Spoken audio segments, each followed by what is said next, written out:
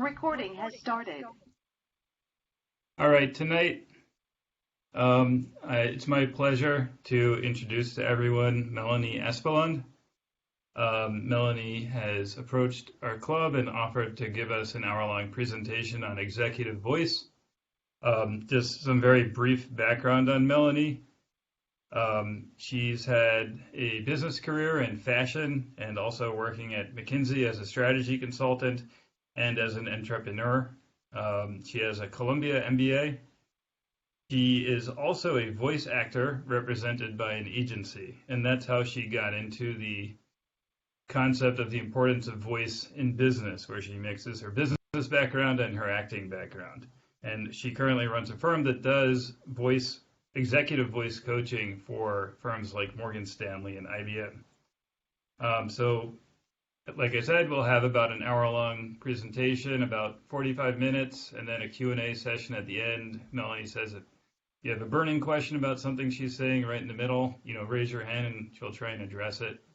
But otherwise, please welcome Melanie, and I turn it over to you, Melanie. Thanks so much, Alex. And thanks again for having me here. I'm excited to talk to you guys. I think a little bit more just about myself and just what is executive voice coaching. Basically, I think of communication as something that's so important for any executive because as you're moving up the ladder, you're going to not necessarily be the smartest person in the room anymore. Knowing your subject well is going to be table stakes. And so the way you communicate with others is what's going to allow you to stand out. And interestingly, with this crazy pandemic, it's really become even more important. You no longer can rely on having in-person eye contact. You can't rely on full body language to read someone's signals. And you also can't rely on physical touch, such as a handshake. So really understanding communication skills and really upping the ante on your toolkit is becoming just so much more important. So I think it's super relevant, and I'm happy to be here today just to talk to you a little bit more about it. Also, I love to be conversational. So if you guys have any burning questions, like Alex said, please feel free to drop it in the chat. And also, I'll leave time at the end for Q&A. So again, please feel free to ask questions as you please. And I'll be working mostly today on just showing you a couple of different key tools that you can learn right now. So my goal is that you walk away from today's session having things that you can start using immediately. I guess other than that, I'd love to tell you about my general philosophy about communication and executive voice. I think of it as something that is both your literal voice, so the voice that's coming out of my mouth right now, as well as your figurative voice or your executive presence, your gravitas, the je ne sais quoi that people say some people have. So for instance, a lot of my clients come to me and say, I want to be like Don Draper on Mad Men. He has that certain gravitas. So that's how I like to think about it. And because of that, I like to work on both physical tools as well as mental and emotional tools. And today, I think we'll mostly focus on physical because that's one of the easiest things to learn as a foundational tool when you really have no other training. And then we'll see how things go today. Maybe we'll add in one or two mental and emotional tools. So with that, I think I'm going to show you one of the first tools that I like to use, which is tongue placement. So what's interesting about tongue placement is that different languages place the tongue in different places of the mouth. So now I'm, of course, in the US, you guys are in the UK, but when you speak either British or American English, if you place your tongue more forward in your mouth, you're going to have a crisper sound. It's going to have a little bit more energy behind it, a little bit more of that gravitas, and it'll also project your sound more forward. Projection is really interesting because instead of increasing my volume like this, which could sound kind of crazy if you're in a meeting, you actually then can have your projection move your sound further without increasing volume. So it's something that's really helpful, especially in a digital context where it's really helpful to have projection to make sure everybody can hear you. So with that, I'm going to show you what it sounds like when I place my tongue all the way in the back of my throat, the middle of my throat, as well as towards the front. And if you think about it this way, if you look at the side of my face, your tongue is sitting like this. You're basically pulling your tongue backward and it's parallel to the bottom of your mouth or your jaw throughout what we're doing here. And feel free to try this with me And you can have your camera on or off, whatever makes you comfortable, but feel free to try this as I'm teaching it. And of course, then raise your hand or type in any questions if they come up. So first, I'm going to show you my tongue in the back. I'm going to say my name. Hi, I'm Melanie Espeland. That sounds crazy, right? No one really speaks with their tongue all the way in the back of their mouth. The reason we're doing that is to help you understand how much you can manipulate the placement of your tongue. So you can pull it all the way back. So it's coming all the way back here. And then you can move it to the middle. This is me speaking with my tongue in the middle of my mouth. It sounds okay. Maybe I could enunciate a little bit more. It's a little mumbly. This is how a lot of people speak on a regular day-to-day basis. And then this is me with the tongue all the way forward in my mouth. You can hear that I'm much crisper, it's cleaner, it's a little bit rounder in the sound, and it projects more forward. So it sounds like I'm speaking at a louder volume, but I'm just moving the sound forward. So again, if you guys want to give that a try, you can say your name, both with your tongue all the way at the back, the middle, and the front of your mouth, and see how that feels. Additionally, one other thing I want to show you is if you're not sure about moving your tongue backward or forward, you can think of it this way. When you make the R sound in English, especially if you think of a pirate and they go R, that sound is pulling your tongue all the way backward. So you're going R.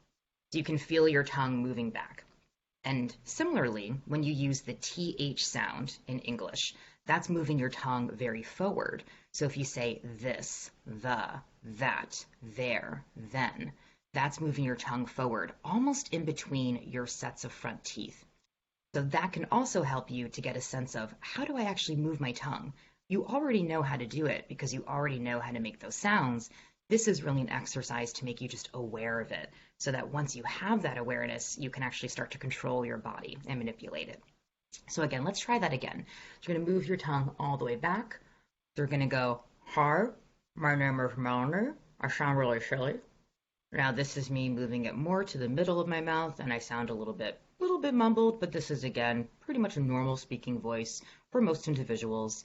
And then I'm moving my tongue nice and forward in my mouth, and I'm pushing the sound forward. If you're also having trouble with this, you can think of yourself moving your sound. I'm going to look above my computer across the room at the wall, and I'm looking at a target, and I'm pushing my sound outward. So you can also think of it that way to help you to get that tongue placement forward. So again, this is a great tool. It's a super simple way of learning how to manipulate your tongue placement, give you a little bit more of that gravitas, project your sound forward, and allow you also to be a lot cleaner and crisper in your sound. So I would say that would be the first thing that I would love for all of you to take away from this, and you can practice that at home. Now, the second thing that I would love to talk about today is breathing. So breathing is really interesting because you'd think, I already know how to breathe. Why is this important? Well, breathing is really important because the air coming in and out of your body is what you're actually manipulating to make sound. So what's coming out right now is airflow, and I'm manipulating it with all of my facial articulators, my jaw, my tongue, in order to make specific sounds in the English language. So if you have more air coming out of your body and you're supporting your body with getting that air out, you're going to be able to have a much fuller, rounder voice, and you're also not going to have to gasp for air.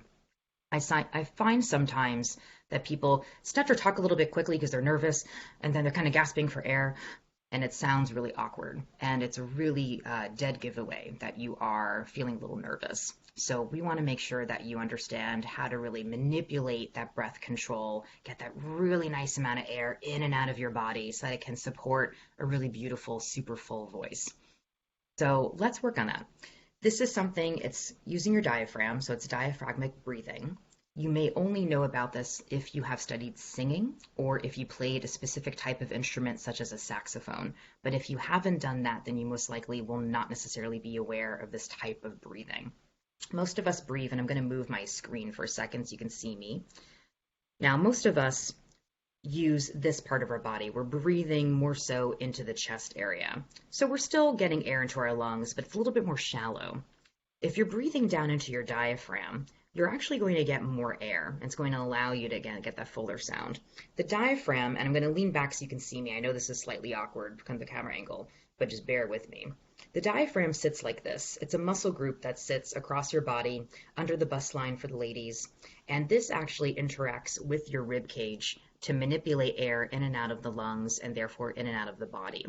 So the more you're using your rib cage, the more you're going to have that airflow coming in and out. Now, one way that you can start to realize whether or not you're actually breathing with your diaphragm is to put one hand on your stomach. So around your belly button where you may have that COVID-15 weight. I know some of us have that. So find that part of your body on your stomach and you can hold your hand there and actually breathe in and out and feel your stomach expand there. Now, certainly from an anatomical perspective, your stomach isn't actually helping you breathe. The reason you're putting your hand there is it's easier for you to actually feel the diaphragm working by holding onto your stomach. It's very difficult to feel the diaphragm otherwise externally, okay? So I want all of you to put one hand on your belly, one hand on your chest. I'm going to readjust my camera again. So go ahead and put that one hand on your belly, one hand on your chest, and you're going to breathe in with me.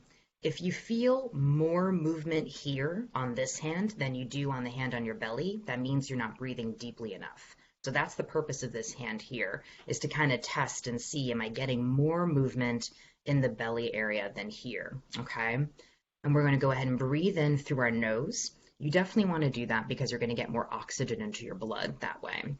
And then we're going to breathe out through pursed lips like this. And you're going to do it slowly.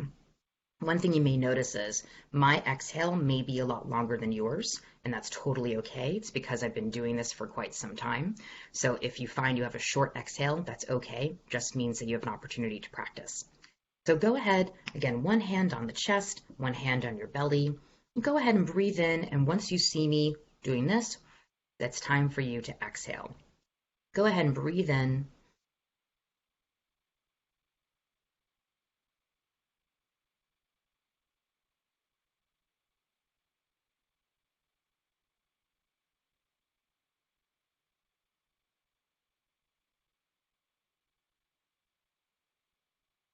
Nice. There you go. So now you've done your first exercise using your diaphragm to get the proper breathing technique. Now, again, if that felt really awkward for you, or if you had a really short exhale, that's totally okay. This is something that is probably new to a lot of you, and it just takes practice. If you think of it this way, if you were practicing to run a marathon, the first time you went for a run, you may be really sore afterwards, it may be really awkward, you may run really slowly. It just takes time because you're teaching your body something that's new, and it's really a new physical activity and a new way of manipulating the body. So again, it's okay if that felt a little awkward. One other thing that I'd like to explain to you here is, if you'd like to try to feel that diaphragm working under here, one thing you can do, and I'll again adjust my camera, if you place your middle finger and your index finger right under here, so for the ladies, it'll be under the bra line. For gentlemen, it'll be kind of the center of your chest. If you push in hard with these two fingers, you can actually feel your diaphragm working while you are laughing. So I know for a lot of you, I've had professional acting training, so I can laugh on cue, which is super creepy when I do it. But for a lot of you, what you may want to do is watch something that you think is funny. So a funny meme, a funny clip from a movie, whatever makes you laugh, and keep those fingers placed on that diaphragm and actually feel it pushing in and out on your fingers. This will be a nice way for you to just get a sense of just how the diaphragm works, where it is on your body. So I would definitely suggest that you guys try to do that as a nice takeaway from today to just see how your diaphragm is working. All right. I think other than that, in terms of breathing control, just continue to try this at home. You can do it in a seated position as well as laying down with your knees bent. Those are both great ways to do it. And I think the last comment on breathing before I move on to another exercise is breathing is an awesome way to also calm yourself down before a meeting. If you tend to be nervous or anxious when you go into meetings or you have something really important that you need to present on, it's an awesome way for you to just calm yourself, to take those nice deep breaths. So Feel free to practice that at home, watch a funny video, feel your diaphragm work, and if you do this over time, you'll definitely get better breath control and a better voice. I think lastly, actually, what I'm going to show you too is I want to demonstrate to you how different your voice can sound if you're breathing shallow into the chest or if you're breathing into the diaphragm. So I'll demonstrate this for you. I'm going to say my name twice. First, I'm going to do it after a very short inhale. So a very, very shallow inhale. And then I'm going to take a nice deep breath and then say my name again. You're going to see how there's a huge difference in my sound quality as well as my pitch. So I'm going to demonstrate that for you now. Hi, I'm Melanie. Hi, I'm Melanie. Very different. So if I'm not breathing with the diaphragmatic technique, then all of a sudden my pitch goes up. It loses a little bit of that gravitas. It's a little bit lighter, the sound. It's not as round. It sounds a little bit young, and it lacks a little bit of authority. So especially for the ladies on this call, definitely try to use your diaphragm because it will get you into a really nice, slightly lower register that is still authentic to your sound. And for the gentleman, if you want to sound like Don Draper, he's definitely using his diaphragm. So you can really get that nice, deep sound. So you can try that at home, taking that nice, short, very, very shallow inhale and say your name, and then take that nice deep breath in just to hear the sound difference. All right. So I think from there, I will move on to another trick of the trade. And again, if you have any questions, feel free to throw those into the chat. The next one that I'd like to show you is using a pen. So this one is very interesting because I stole this from friends that work on Broadway in New York. What they like to do is, in order to make sure that they project very clearly, so again, projecting is not volume, it's moving your sound forward, and also to allow themselves to be very clear and have very clear diction and pronunciation, they put a pen in their mouth before performances. Now, why would you do this? This pen is kind of like a barbell for your mouth. It's working all of these muscles in order to keep them from being lazy and to wake them up. What a lot of us do is that we really rely on the tongue and the jaw mostly in order to create sounds when we're speaking. And there's all these other muscles in the mouth and the face that you could be using, but they're kind of lazy. And so they're just relying on the jaw and the tongue. If you're using a pen, it actually will allow you to open up all of these muscles, get them to be kind of awake, and really train them to be doing more work. And so it allows you to have just a much crisper, cleaner sound. So what you can do to practice is you literally will put this tongue in your mouth. I'm going to show you from the side first. It's going to go under your tongue, above your tongue, pardon me, and you're going to hold it in place with your jaw. So that way you are basically handicapping both your jaw and your tongue from working. And then you're going to say things out loud. You're going to speak with this in your mouth. And this is a great way, again, to really get everything woken up in order for you to sound really beautiful when you're speaking. I also like to do this with tongue twisters. It's a really nice way to kind of push yourself to work super hard. So it's almost like doing a bench press or something like that. It's really pushing your muscles and all of your articulators to wake up. So I'm going to show you. I'm going to go ahead and put this in my mouth. Hi guys, this is Melanie. It's nice to meet you. And I sound a little silly right now, but this is a great way to just open things up and just get me going. And another way you can do this is you can go ahead and say a tongue twister before you put this in your mouth. Put the pen in your mouth, say the tongue twister 3 times, and then remove the pen and say it a 5th time. And typically you will actually hear a difference that quickly. And now I see from the audience, Laura M said to be careful, you can dislocate your jaw. You know what, Laura, that's a great comment, and I actually can talk to you guys about how to make sure you open up your jaw to make sure that it's not super, super tight. What you definitely want to do is make sure you're never doing anything that hurts, right?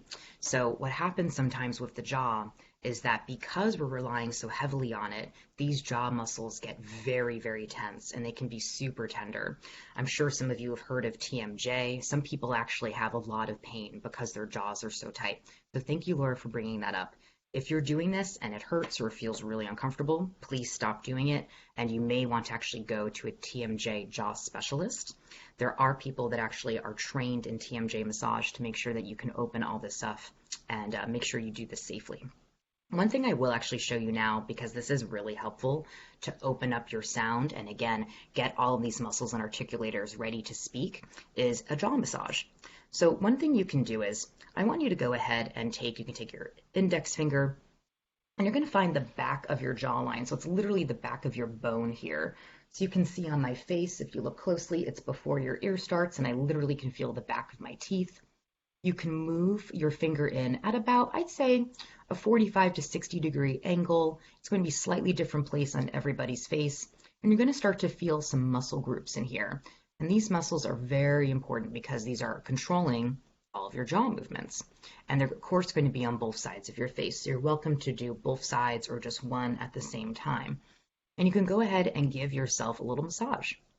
Now, again, for some of you, if your jaw is very tight, that actually could be really uncomfortable.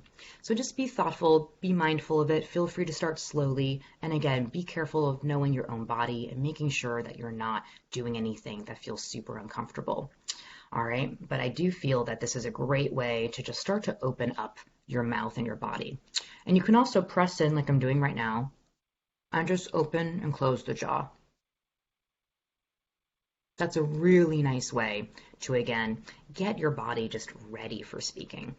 If you think of it this way, again, it's using that marathon example. If you're going to go run a marathon, you would never not stretch before starting the marathon. So it's similar if you have a really major presentation at work.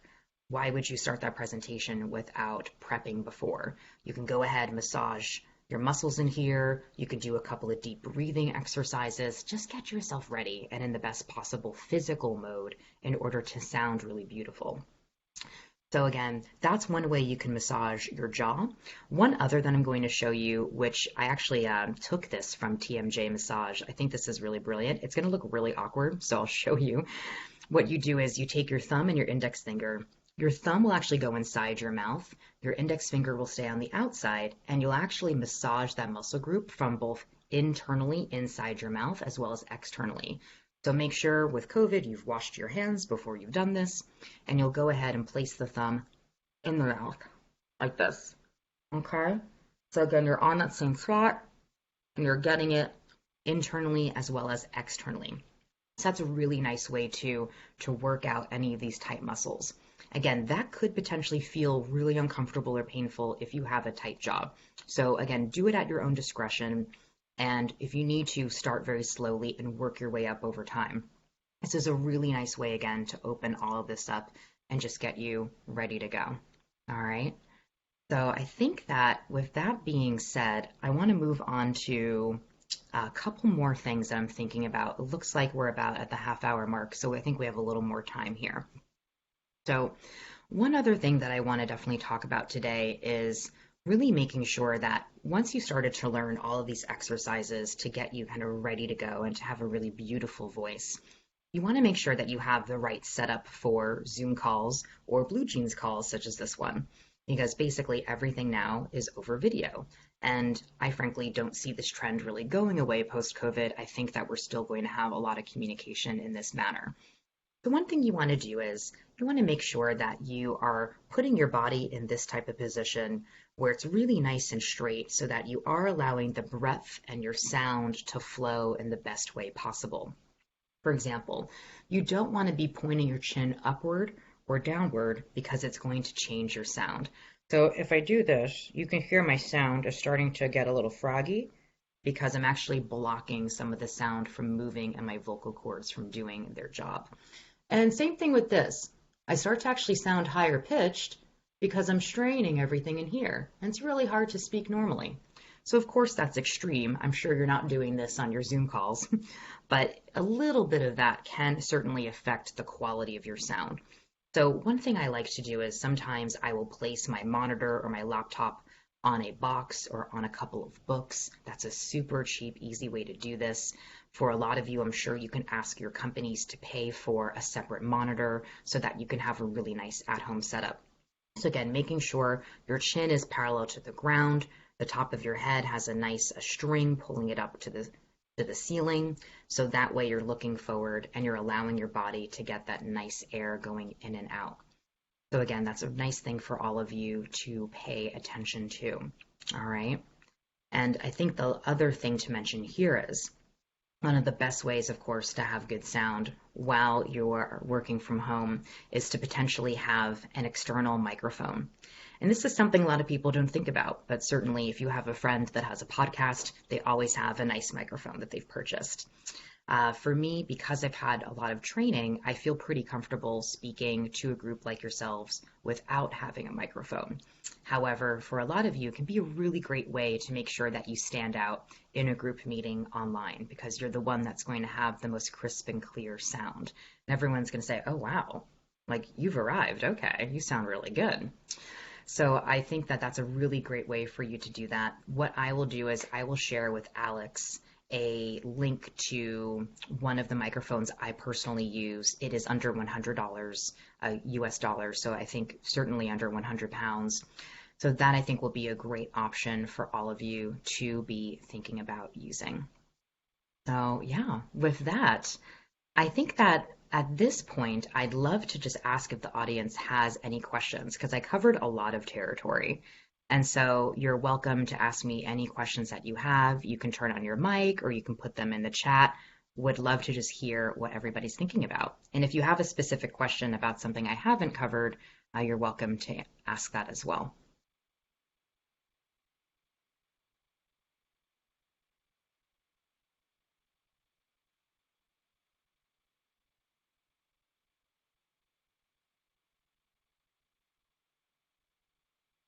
All right, we've got a quiet group today. All right, guys. I think that if there's no questions, then let's see. We have one question. So from Laura. So Laura again asked, do you mind recapping quickly the first part when you were mentioning the tongue position? You got it. So happy to do that for you, Laura, and for the group. So with the tongue position, which is what we talked about, that was the first thing we talked about today. What you want to do again is make sure that you're pushing your tongue in more of a forward position because that will allow you to have a cleaner sound. You'll have better diction, better pronunciation, and you'll also get more projection and just a rounder sound. So it'll give you a little bit more authority and a little bit more gravitas. So it's a really nice trick to use. And you already know how to move the tongue forward and backward because you already do that to create certain sounds. So again, the R sound in English, you're moving your tongue backward. So again, if this is the side of your mouth, you're pulling that tongue backward and it's parallel to your bottom jaw or the bottom of your mouth. So if you say the word R, or rather the sound R, like a pirate, R, your tongue is moving back like this. Now, if you say the TH sound, your tongue is moving forward. So it'll be this, that, there, the tongue is moving forward when you make that sound. So again, if you want to practice, you can pull your tongue backward and then have it more so in the middle of your mouth and then forward in your mouth. And so if you think about the R and the TH sound, those are great ways to give you a reference point, and then you can physically move your tongue forward. I also find, I don't think I mentioned this earlier, I find that if you actually touch parts of your jawline, it can help you to make that mind-body connection on how to actually move your tongue in your mouth. So you can hold it here and go, okay, my tongue's in the back. Okay, now it's in the middle. This is more so a normal speaking voice. And now it's towards the front and it's nice and clean and clear. So that's another really nice way to help you practice and to create that mind-body connection. Again, this is similar to the breathing where if you've never done it before, it's going to feel super awkward and it's something that you will want to practice over time. So yeah, with that, thank you, Laura, for that question. I see we have a few other ones here. So from Ursula, jaw tightness here. What does it affect other than sounds? Yeah, with jaw tightness, it's a great question. It's hugely important to sound, but also to your facial expression. So again, I talked to you about how for me, I have a really holistic approach with communication where it's not just about the physical voice, which is mostly what we talked about today, but it's also about that mental and emotional or that figurative voice that creates your presence. And a huge part of communication certainly is facial expression and the body. Facial expression is becoming even more important now because that's mostly all that you can see on someone when you are on some sort of a Zoom call, right? And so with jaw tightness, that can actually affect your facial expressions by creating a much more stoic expression and making it a little bit harder to have those little nuances in your expression as you're talking. So I'm sure you've all heard the term resting bitch face. So resting bitch face pretty much happens because your jaw's so tight. I'm kind of sitting here like this and I'm talking, but I'm not really moving my jaw very much and I look really bored. And so that can really hurt your gravitas overall, or your storytelling technique, or your ability to just be engaging, especially on a video call where really all you have is your face to communicate with others.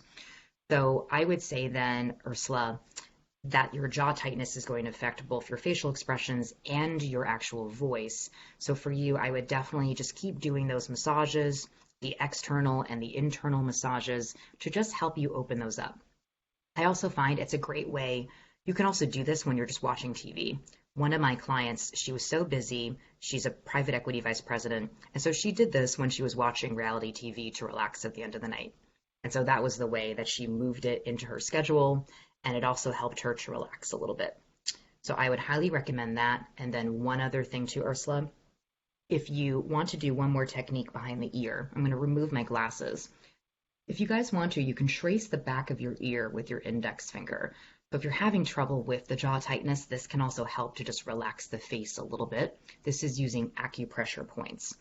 You can use a lot of pressure if you want here, and just very slowly trace your ear, behind the ear, from the top of the lobe all the way to the bottom.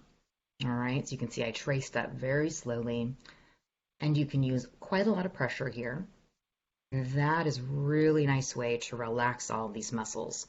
And I love that trick too for not only helping you to open up the jaw, but also to relax you right before a super stressful meeting.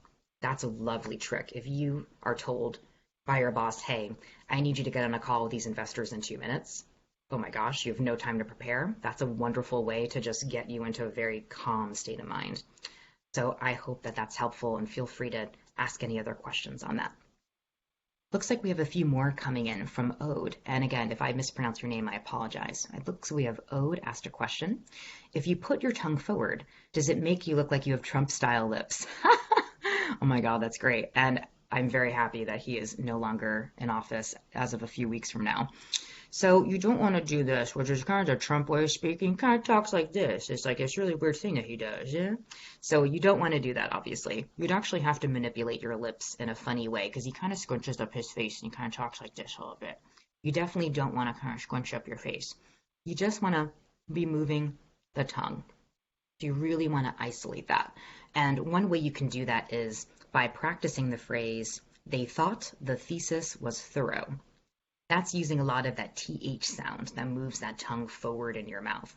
So they thought the thesis was thorough. That's a really nice way to practice moving the tongue forward without manipulating your lips, okay?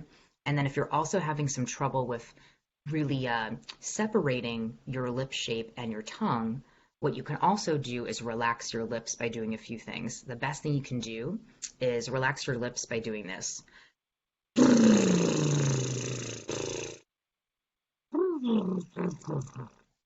So I know that looks crazy, but it feels really good. You're literally just pushing air out of your lips and just letting them vibrate.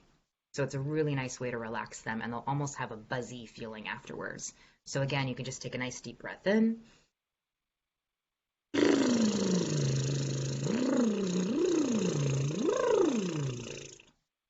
So that's a nice way to relax them. So again, great question. You definitely want to do your best to separate these different articulators and muscles in your face so that you have more control over them. Let's see. I have a couple more questions coming in. Thank you so much, guys, for the questions. It looks like we have one from, let's see, Angelo. So Angelo says, my mouth gets quite dry when I'm presenting. Any advice on that apart from drinking water during the presentation? Great question.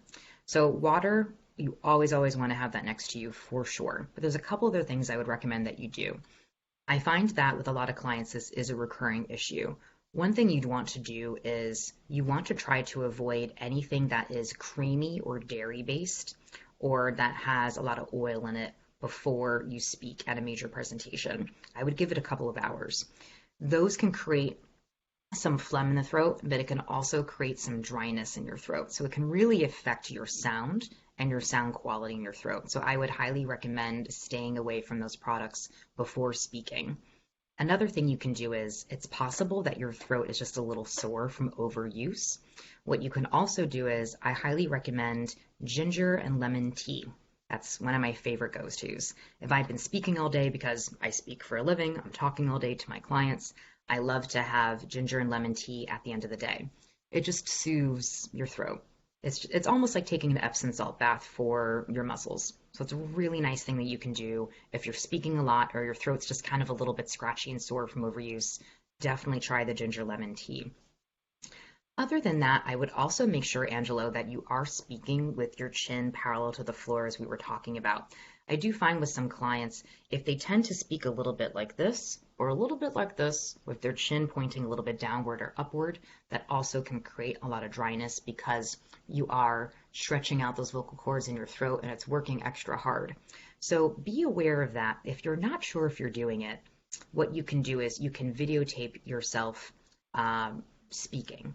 And you can also look at yourself in a mirror and just get a sense of how you're normally speaking, just to kind of double check to make sure that you are in the best possible physical position. Thank you again for that question. Let's see, we've got Margot up next. Would you please tell us a bit more about some of the emotional and psychological aspects of communication that you consider when you advise people? Absolutely. So that would be a whole other presentation, and so maybe we'll have to set that up sometime. But those are so important. At the end of the day, there's really two conversations that are always happening. One is what's physically coming out of my mouth, and the other one is in here. And you can always hear both of them, even if it's subconscious. So if you think about it this way, say you're at a conference and you see somebody speaking on a stage, or you watch a TED Talk. You can tell if that person's nervous. You might say, oh my gosh, the person's so nervous. Well, they told you because what was happening in here came out, even if it was subconscious. So I think that that's really important to remember, is that whatever you're thinking in here will come out. And one of the easiest things that you can do in order to basically play a trick on your brain before you're going into an important conversation is to say out loud whatever feeling you want to create or whatever outcome you want to create. This is similar, I would say it's analogous to affirmations. If you've ever heard of that, affirmations are really interesting. It's saying something in the present tense. And there's been a lot of different studies on affirmations that have showcased individuals that have an affirmation have more success in changing a habit or creating a specific outcome than those in a control group that don't have an affirmation. So it's very similar to that. So again, you might say you're a very nervous presenter. You might say, I'm calm. I'm a super calm presenter. I'm going to do a great job today. Or say you are wanting to be more authoritative. You'll say, I'm an engaging and authoritative speaker. I've got this. So if you can say something like that out loud to yourself, that's a great psychological tool to get you into a slightly different frame of mind so that this conversation's a little bit different than thinking, oh gosh, this is going to go horribly. I'm so nervous. I'm not ready for this at all. So definitely you can practice doing that. I can show you a little something. One thing that's a really easy way to practice this is I can say my name and hear how it sounds differently when I say different things first. So I could say, I'm really nervous. I don't know how this is going to go. Hi, I'm Melanie. Or I could say, I'm a rock star. I got this. No one is better at this than me. I am the best at this. Hi, I'm Melanie. Super different. So it's just a really simple way, again, of just creating a totally different conversation here so that what someone is hearing is altered. So that's a simple one. I think that there are other psychological tools that are really fun to work on, Margot, and I think let's see how the rest of these questions go. I may be able to go back to a few of those for you. And certainly to all of you, you're all welcome to email me if you have any questions. Let's see. Rajesh is next. Any tips for keeping an even mouth while speaking to reduce the tendency to speak from one side of the mouth? Ah, interesting. Yeah, so some people speak a little bit more like this.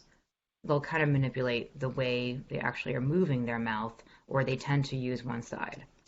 Now, for that, what I would say, Rajesh, is I would do a couple things.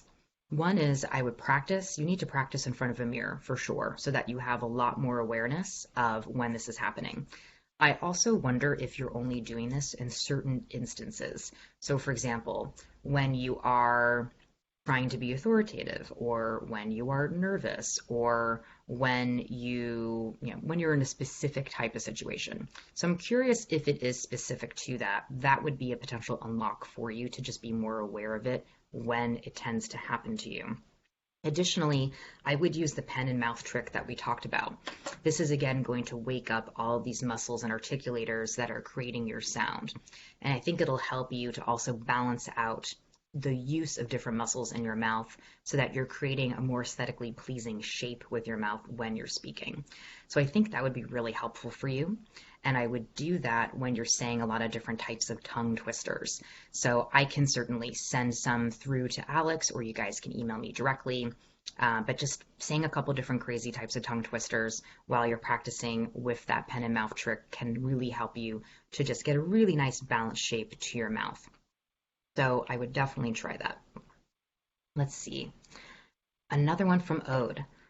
So does smiling affect your sound level? Does it help you look more engaging? Does it affect audibility?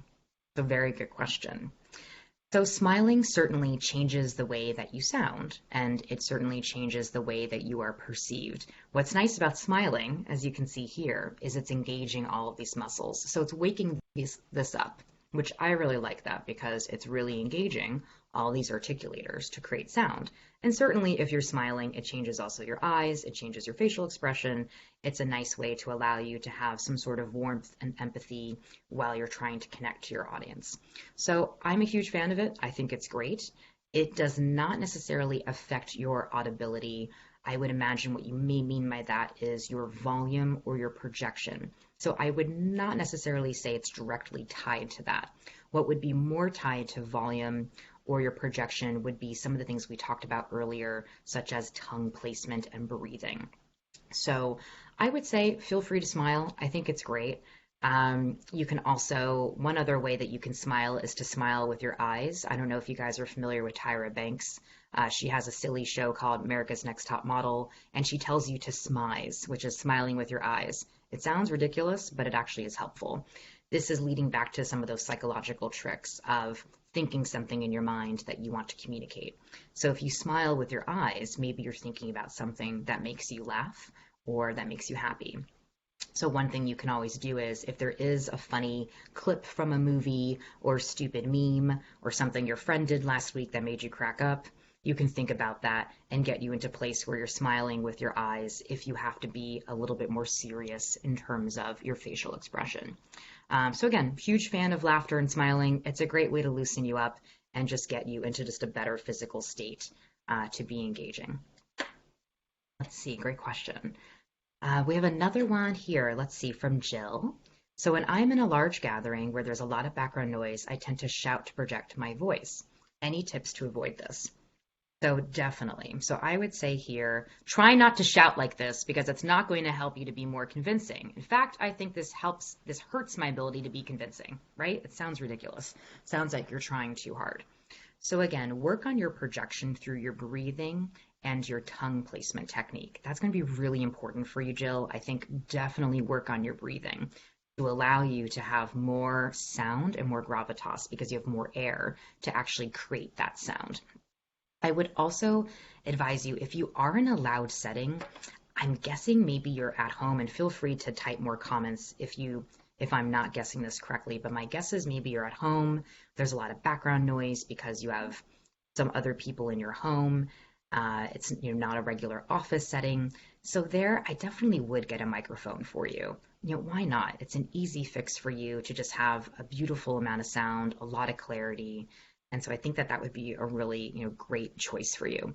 That way you can adjust the volume on your microphone, you're not yelling, and you can just let the beautiful sound of your voice travel through the mic. So I think that is probably what I would do in your case. So yeah, again, never shout. I'm not a huge fan of using volume to create gravitas. It's not the key to get there. A great question. And let's see. Oh, and then Jill also, so thank you, Jill. You have a follow-up. You're thinking more at a party. Got it, got it. So yeah, that always gets interesting. So if you're at a party and you're trying to speak to people, they may have a little bit of trouble hearing you because it's super loud. So one thing that I would do here is I would again try to use that breathing in order to create that bigger sound.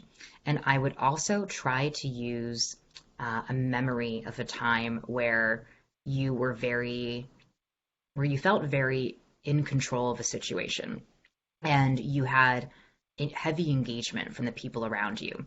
So for instance, maybe you were teaching someone something that you knew really well and everybody was super engaged and impressed, like, oh my gosh, Jill, this is amazing that you can do this. Maybe you were even just cooking something for someone and they said, wow, I could never do this. This is amazing. I'd love for you to think of a memory such as that. And I think that could really help you to allow yourself to have a little bit more projection in the moment by using this psychological tool. If you have a memory like that, you can basically build out that memory in your mind using all five senses. So for instance, let's use that cooking example. And again, it should be something true to you in your past, but say you're teaching someone how to cook crepes or bake crepes. You could think about the smell in the room, if you were eating anything, what you were wearing, what the other person was wearing, what you heard if there was music in the background. So try to create that memory within all five senses so that you have a really beautiful, colorful picture in your mind. And that can be a great way to allow you to naturally have more projection because you are feeling very sure of yourself and you're in that moment of your memory. So I think that could be really fantastic for you. Additionally, another thing that can be very helpful for utilizing a memory such as that is you can have a physical object with you, perhaps in your pocket or in your handbag or whatever it may be, that reminds you of that moment. So that can be another nice trick for you to use. And again, I just think at the end of the day, it just goes back to breathing. It's one of the simplest things you can do before you get into the psychological tricks. So again, practice that breathing so that you can really control your breath. You can really get that nice amount of sound out so that people can hear you, whether it's at a party or on a Zoom call. So, and you're welcome, Jill. Let's see. I think I have one more from Ursula. So what is the best way to control emotions while talking? This goes a little bit more into some of these psychological tricks. So one of the reasons why I was telling Jill to think of a very personal memory is that you always want to be authentic, right? One of the best ways to connect with people and to be engaging and have the je ne sais quoi is to be yourself. You need to be connected into who you are as an executive when you're at work. You need to know who that is, what your brand is, and allow yourself to communicate that to others. If you're not being authentic, we can all pick up on it, even if it's subconscious. And it'll hurt your ability to be convincing, to influence people, and frankly, be likable. So just be yourself and be authentic. Sometimes I even say, write down what your brand is, especially in a professional context. What's your brand? Are you a great team player? Are you the person that always can figure out how to get things done? Are you super empathetic? Are you great with clients and sales? Whatever it is. Write down a couple different adjectives, maybe even ask some of your colleagues or friends.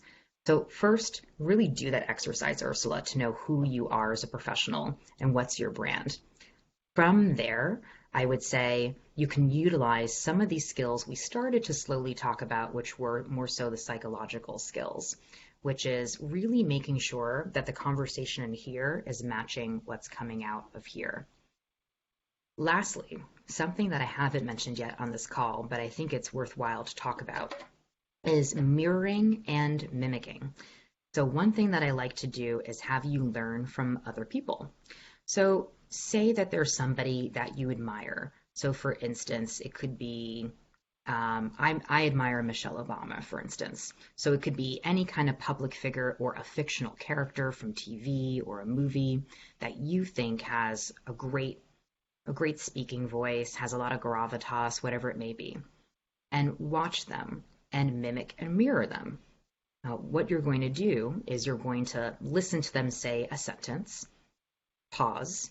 You're going to say that sentence and try to mimic them. Listen to them again, pause. You repeat it, and on and on and on until you get to a point where you're getting closer and closer. Now, again, this is not about making you someone else. You want to still be your authentic self, but this is allowing you to learn from others about how you can just up the ante and take tools from them to make yourself the best version of yourself. So if Ursula, if you're having trouble controlling your emotions, or maybe you show everything on your face, so if you're frustrated in a meeting, everybody can tell, or people can tell if you're nervous or whatever it may be, watch someone who you feel super cool, calm, and collected, and learn from what they're doing and how they're still being emotional, yet they are controlling exactly what you can see. So again, the mirroring and mimicking exercise is about making you the best version of yourself, learning from others. It's not to make you into somebody different. So I think for you, Ursula, I think that would be really interesting to try. So yeah, and happy to talk more offline if there's just more things that you'd like to talk about in terms of how to really control your emotions, and if there's a specific emotion or specific situation where the communication is not coming out the way you'd like it to be. So yeah, with that, it looks like we've answered all of the questions at the moment, and I know we're just about at the hour. So I'm thinking, unless there's any other burning questions, it looks like we're about done for today. What I will do, guys, is I will share all my contact info again in the chat, so you're, of course, welcome to reach out to me. And with that, Alex, do you have any other thoughts or questions? No, thank you very much for the presentation today, Melanie. That was really interesting. And I encourage people to reach out to Melanie. As the old commercial goes, she can't call you, you got to call her. So she's giving you her email, and we'll send out an email around in a day or two just in case you miss it here. And I encourage everyone to contact Melanie on their own, and we'll talk about setting up another session early next year. Yeah, that sounds great. Awesome. Well, thank you guys so much for your time. I know your time is precious, so I really appreciate it. I hope that I hope that you learned something. I would really encourage you to just practice some of these things at home. If you're practicing something such as tongue placement or breathing or or any of these, and you say, I'm not really sure, feel free to email me and just make sure that, you have all the information you need to, improve yourself and just be the best version of yourselves. Yeah, thanks so much again, Alex. I really appreciate it. And I hope to be able to talk to you guys again soon. All right, have a good day. Thank you, everyone, for attending. All right, And we will send bye. around a video to anyone who asks for it. Thank you. Bye, Melanie. Bye.